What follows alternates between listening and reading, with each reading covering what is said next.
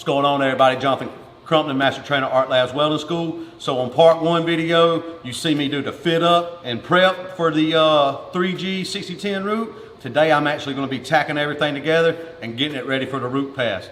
Check it out. Okay, so when I'm setting up to get ready to tack up my two pieces of metal here, my V-groove metal, to run this root pass, what I'm going to do is I want to get a tight 1/8 gap. That's what I like.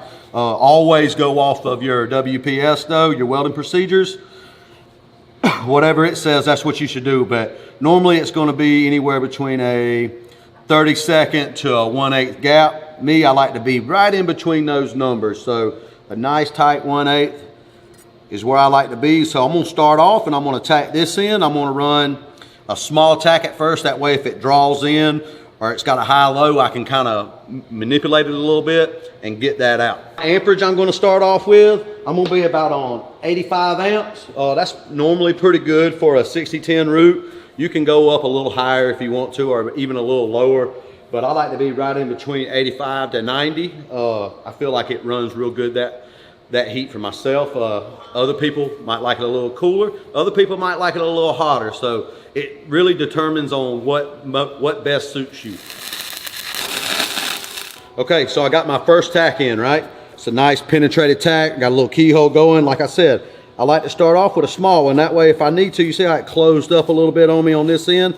I can kind of just pull that apart. If I need to, you put too big of a tack in there, you're never getting it apart. So for my next tack, I'm going to run just a little bit longer of a tack. That gives me something to run off onto when I'm starting out to weld down at the bottom.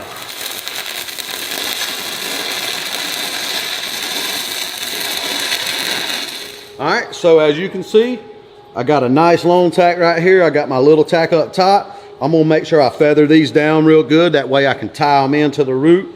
And nice penetrated on the back end, so we're good to go. All right, so what I'm gonna do, when I was talking about feathering my tacks down, I like to use a cutting wheel. You can use a grinding disc. They make thinner ones, but me personally, I think the cutting wheel gets in there a little bit better.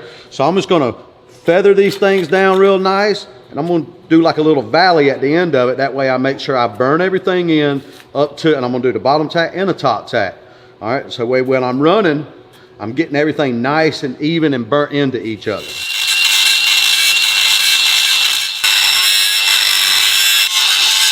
Okay, so I just got done feathering the tacks down. If you want to come on over here and take a look. So this is what it looks like. So as you can see, I got everything feathered all the way down. Got it nice, a little valley right there at the end of it. That should be pretty easy to break down so I can make sure I'm tying it into the root. Same thing at the top here. I got that one up there a whole lot thinner than I do this one.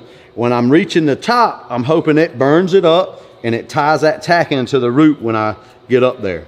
What's going on? So look, hey, you just see me tack up and prep my tacks and everything else to set up for the root pass for this 3G 6010 root.